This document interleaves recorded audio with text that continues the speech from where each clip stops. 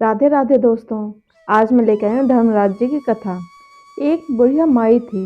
वह व्रत नियम बहुत रखती थी। एक दिन भगवान के घर से यमदूत लेने आए। बुढ़िया माई यमदूत के साथ चली गई। आगे गहरी नदी बह रही थी। बुढ़िया माई डूबने लगी। तब यमदूत ने पूछा, माई गाय दान की हुई है क्या? बुढ़िया माई ने मन में गाय माता का ध्यान किया तो गाय माता उपस्थित हो गई। गाय की पूंछ पकड़कर बुढ़िया माई ने नदी पार कर लिया। आगे गई तो काले कुत्ते खाने दौड़े। तब यमदूत ने पूछा, कुत्ते को रोटी दी है क्या? बुढ़िया माई ने मन में कुत्ते का ध्यान किया तो कुत्ते चले आए। आगे चली तो काले कौवे बुढ़िया माई को चोंच मारने लगे। तब यमदूत ने कहा, ब्राह्मण की बेटी को सिर में तेल लगाने को दिया है या नहीं? बुढ़िया माई ने ब्राह्मण की बेटी को याद किया तो कौवे ने चोंच मारना छोड़ दिया। आगे गई तो पैरों में कांटे चुभने लगे। यमदूत ने कहा, चप्पल दान किया है क्या? बुढ़िया माई ने याद किया तो चप्पल पैरों में आ गई।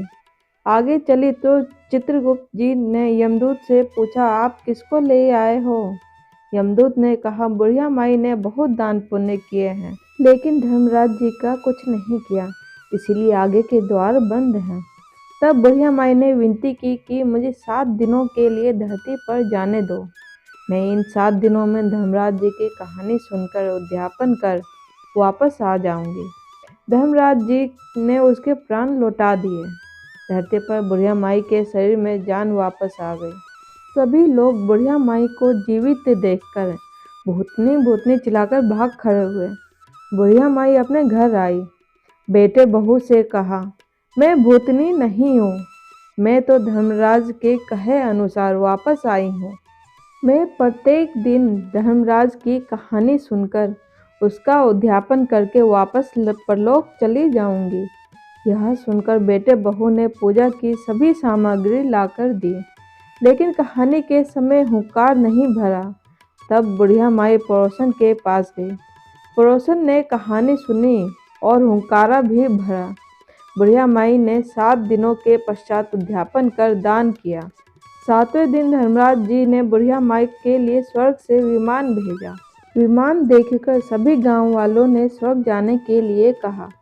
तब बुढ़िया माई ने कहा, मेरी कहानी तो केवल पड़ोसन ने सुनी है।